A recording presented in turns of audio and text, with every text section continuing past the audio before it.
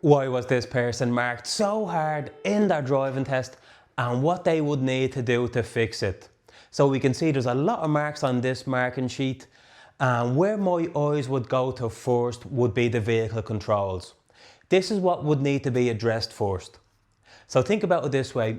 It will be impossible to drive in a straight line and position the car correctly, as in position, or get the car moving when it's safe to do so, as in progress, if we're still struggling with the basic mechanics of it all. So this is what we would fix first. So we can see here under vehicle controls that there's 6 marks for gears, 3 for clutch and 1 for secondary controls. Usually when we see this, it means that the drive was not very smooth. So the 6 marks for gears could mean that the tester felt that they were in the wrong gear for the speed they were going, or that the learner was really struggling to select the correct gear as they were driving. Usually when people are struggling to select the correct gear, what they do is they look down at the gear stick, which could be a reason why you might be getting a mark for reaction to hazards. Also, when people look down, they tend to move their other hand, and now I'm also out of position. So there's 2 reasons why you could be getting marked for actually looking down at your gears. What you could do to fix this is, before you start driving, before you turn on your engine, sit in the driver's seat, clutch in, and just practice doing the gears, following the track that the gears are on as you're keeping your eyes up. That's the main thing. We always keep our eyes up as we change gears. Next we see they picked up 3 marks for clutch. So there's a few reasons for this. One would be that 3 times the engine stalled and the car cut out because they came off the clutch too high. Another would be coasting to a stop, as in just clutching in too early as they came to a stop. Or another would be jumping up off the clutch as they change gear and the car kind of jumps. Just remember, your gear change need to be smooth. So just making sure we're going the correct speed before we slowly come off the clutch. But there's a few reasons for that. I would have to see the person drive. Next we see they picked up a grade 1 for secondary controls. This could be also for a number of things. The tester felt they could have had their wipers on sooner. The tester felt that they needed to demist the back window or demist the windscreen. There's a few reasons for that also. Next we're on to progress, and we can see here they picked up 3 marks for progress on the straight, 1 for progress at roundabouts and 2 for progress turning left. So usually when you see marks for progress, this is usually related to vehicle controls. So think about it this way, if we're still struggling to get up to the speed, get up through our gears, that means we won't be able to get up to the speed limit, and so these are very closely linked. So the 3 marks for progress on the straight, the tester felt 3 times that we weren't getting up to the speed limit when it was safe to do so.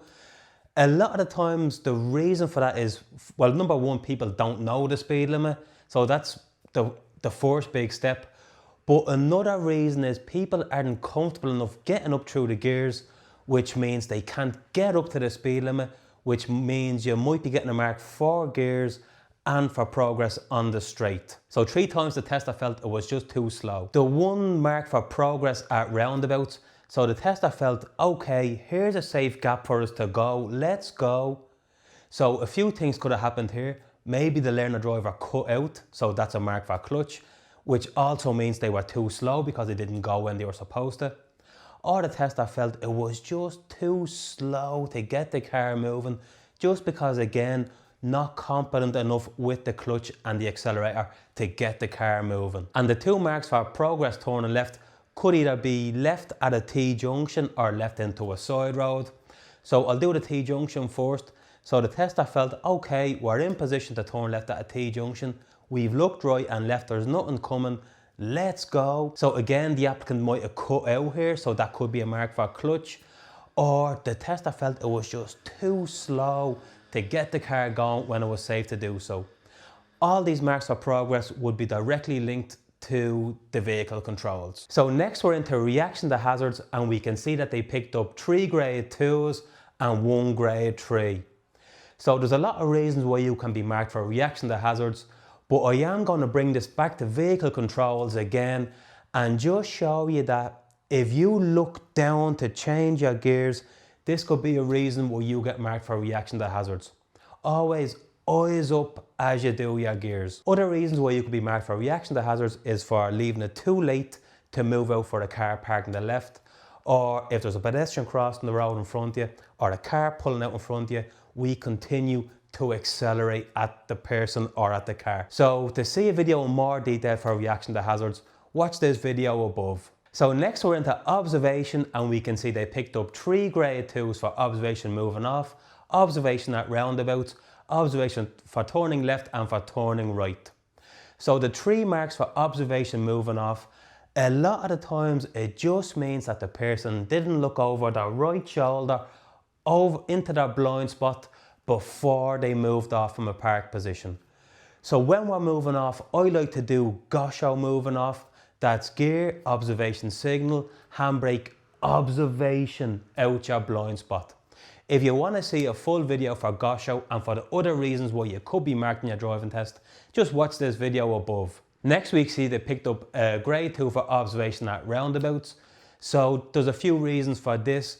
Sometimes it could be that they just didn't look to the right before they joined a roundabout, or they did look to the right, they didn't see a vehicle approach from the right and they decided to pull out in front of them, or they were only looking to the right and it meant that they're not looking where they're going, which is a reason why they could have bad position on the roundabout, and we're going to see that next. Now we're on to observation turning right. So this could be right into a side road or right into a T-junction.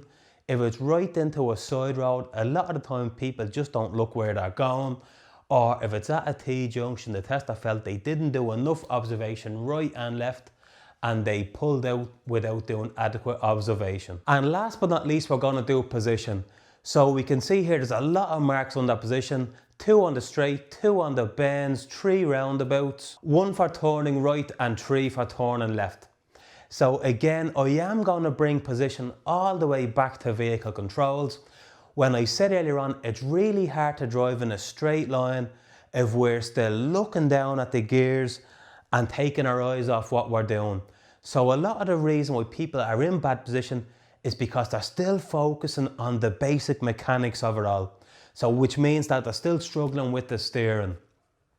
So position on the straight, this means we need to drive in a straight line down the road with as little movement with the wheel as possible.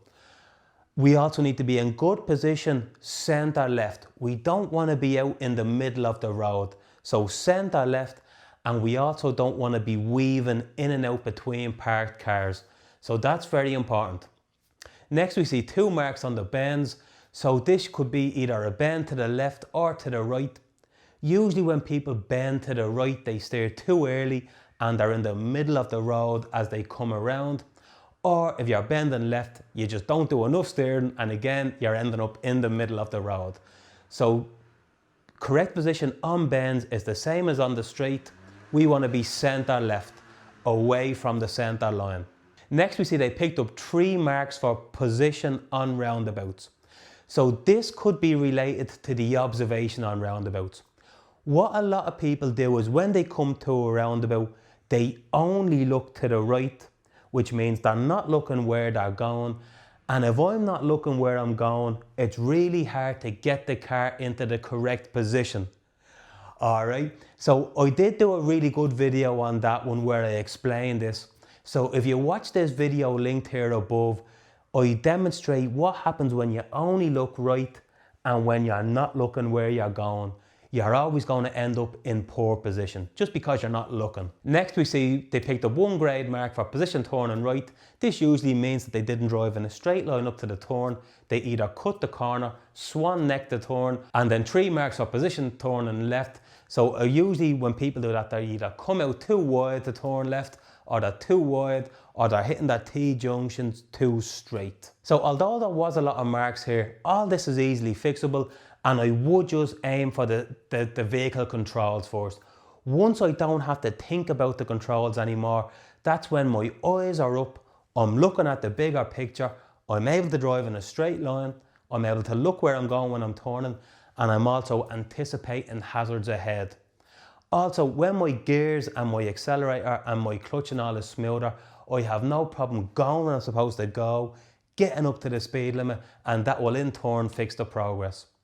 So if you want to see more marking sheet videos, you can watch this box here, or a full playlist of helpful videos to help you pass your driving test, all for free. Click this box here and also hit that subscribe button. I would really appreciate it. Best of luck.